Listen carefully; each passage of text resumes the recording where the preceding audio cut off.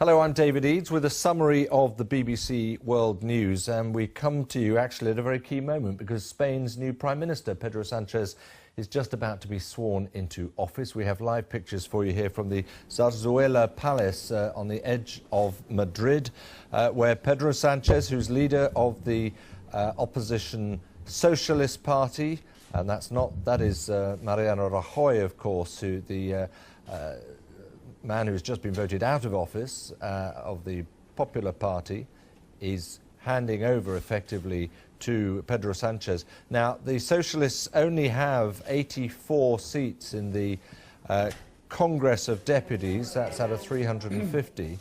So it is quite a hodgepodge. There is Sánchez. It's quite a hodgepodge of parties who have managed to cobble together a vote of no confidence which gave them a majority to remove the Parti Popular from power. King Felipe IV will have the role of swearing in the new Prime Minister, who has already made it quite clear he will continue the same budget proposals as laid out by the Popular Party. But he has also described it, as we see the King there, he has described it as a new era for democracy in Spain because, in effect, the move of no confidence really stemmed from a mounting and long-lasting corruption scandal which has engulfed the Popular Party, which can be seen to stretch back as far as the very late 1980s into the 90s, concerning illegal financing in conjunction with party politics in Spain. So this is the moment at which King Felipe will swear in Pedro Sánchez. He will then have, at the most, around 2 years before another general election is due, to hold on to the reins of government, to keep together that Frankenstein government, as it's been described in some quarters, because it is such a hodgepodge of parties who have all decided at this stage to pull together. The 46-year-old has already stood as leader of the Socialist Party in 2 general elections, has been in opposition, has remained in opposition, frankly has not had unequivocal support, even within his own party, to take on the leadership and stay there. He's been ousted once already. He is back, though, now and takes on that role of leading a government at what has been a very difficult decade, of course, for Spain in terms of austerity planning, trying to get back on track after the financial and economic problems of the late noughties, around about 2008, 2009. How long he will last is anyone's guess. There are critical issues such as Catalonia to resolve, not to mention keeping the Basques on side. They were recently given considerable financial support by the Popular Party of Mariano Rajoy, who's on the right of your screen there.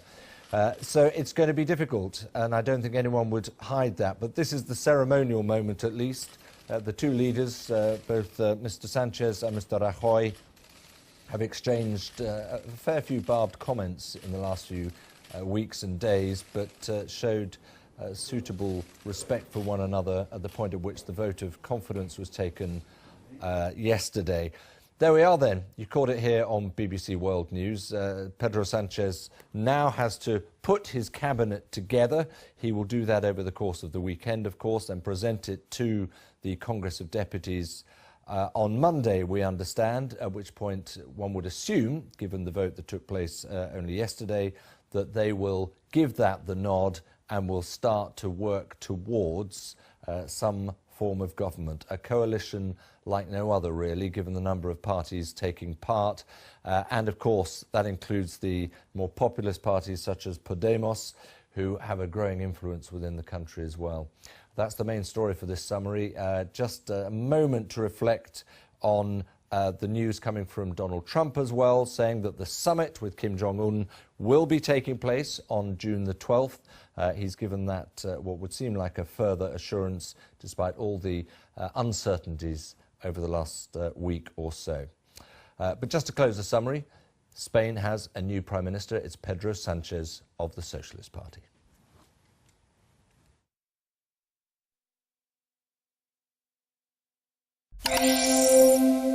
We all love a good book, poem or play, and throughout history, from campfires to Kindles, humans have enjoyed and shared a passion for storytelling. But beyond their literary value, do stories have the power to change the world? A new BBC Culture series is exploring fiction that has changed how people think, endured through time, and even shaped history. BBC Culture is also asking critics, thinkers and writers to nominate the stories that they believe have changed history. The results of the poll, Stories That Shaped the World, will be announced at the end of May. Head to bbc.com/culture for more information. La tête de ma mère, je pète à cap. Allez, vas-y!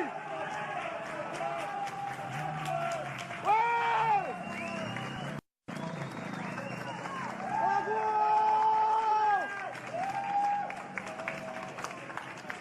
Starfula, le score en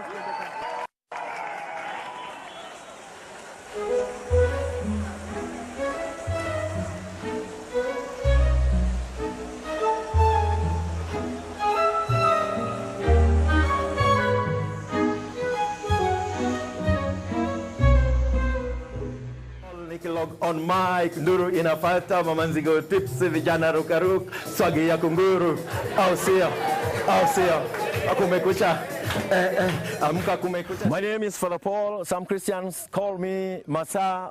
Young people call me Sweet Paul because I rap sweet, I talk sweet, I dance sweet. Thank you. Chill, cool, stay safe. God bless.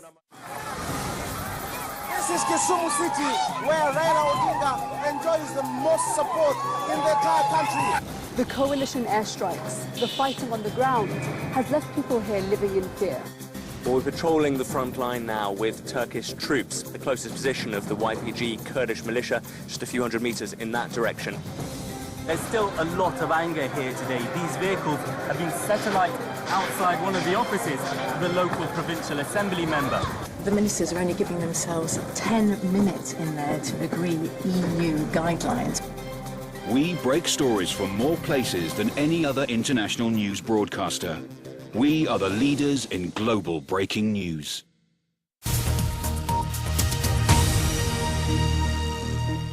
Now on BBC World News, we conclude the inside story of the Syrian civil war. Lise Doucette, who's reported on the conflict from the start, describes the sequence of events which led to the biggest humanitarian crisis of our age, picking up the action as the city of Raqqa falls, distressing images in Syria, the world's war. Syria, long celebrated for its breathtaking beauty. For centuries, people of different faiths lived here side by side. Then in 2011, Syrians took to these streets to protest against decades of repressive rule. And Syria spiraled into one of the worst human disasters of our time. I've been reporting from Syria throughout this most brutal war. What happened here? How did peaceful protests for change spiral into such unspeakable savagery? 500,000 people killed, millions of lives shattered, and so much of Syria in utter ruin.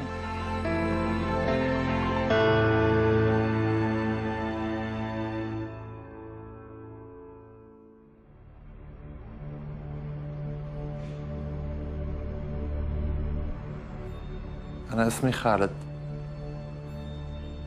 سابقا كنت أشتغل بالحج والعمرة. ملتزم ولكن يعني شيء بسيط، ما أنا متشدد أوي. سمعنا بالمظاهرات يعني تشجعنا.